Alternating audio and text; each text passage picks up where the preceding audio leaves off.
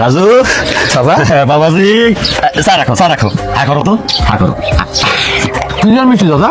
আমার মেয়ে জ্যোতি ভার্সিটিতে চান্স পাইছে এই খুশির মিষ্টি আলহামদুলিল্লাহ।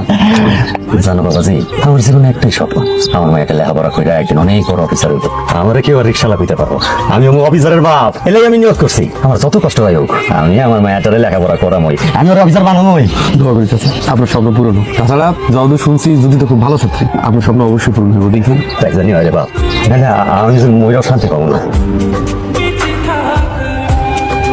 কান্দা কোনো লাভ আছে? নিজের স্বপ্নরে মাটি দিয়া দে। তুই যদি অগ্র বাসায় গিয়া থাকতে না চাস, কাজ করতে না চাস, আমার রোজিল আমি কথা কইয়া গার্মেন্টস একটা চাকরির ব্যবস্থা করে দিই। তুমি এমন কথা কেমনে কইলা মা? কত স্বপ্ন ছিল পড়ালেখা করে বড় অফিসার হমু, আবার স্বপ্ন পূরণ করমু। আব্বাই বাইচা নাই, আব্বার স্বপ্ন দেখা বন্ধ করে দে। আগে খাইয়া পইরা বাইচা নেই। খাইয়া পয়সা থেকে কি হইব যদি স্বপ্নে মরে যায়? চাচি চাচি কে? চাচি আমি রাজু। বাবা তুমি আমাকে বাড়িতে? জ্যোতি কই? জ্যোতি তো ঘরে আছে।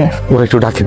আচ্ছা জ্যোতি, জ্যোতি জ্যোতি চলো। কোথায়? কেন ভার্সিটিতে কেন? ভর্তি দিতে হইব না? কিন্তু আমার কাছে তো কোনো টাকা পয়সা নাই, আমি কি দিয়ে ভর্তি হমু? চিন্তা করতেছো কেন? আমি আছি না, টাকা আমি দেবো। কি কইলেন রাজু ভাই? ঠিকই কইতাছি। দেখো জ্যোতি, চাচা আমার খুব কাছের মানুষ ছিল। আমার তো দুনিয়ায় কেউ আসিল না, চাচার বাপের মতো দেখতো। চাচা তোমার লয়ে যে কি বড় বড় স্বপ্ন দেখছে, আমার সামনে যখন তোমার স্বপ্নের কথা কইতো চোখটা জল করতো। চাচার এই চোখ দুটা ভুলতে পারতেছি না। আমি বাইসা থাকতে চাচার স্বপ্ন নষ্ট হয়ে যাবে এটা আমি হইতে দেবো না জ্যোতি। আপনি আমার সত্য সত্য পড়াইবেন রাজু ভাই? খালি পড়াশোনা না, আজ থেকে তোমার সব দায়িত্ব আমার। তুমি যদি বড় অফিসার হইবা সেদিনই সব ঋণ শোধ করে দিও। রাজু ভাই আমি আপনার কাছে সারা জীবন কৃতজ্ঞ হয়ে থাকবো।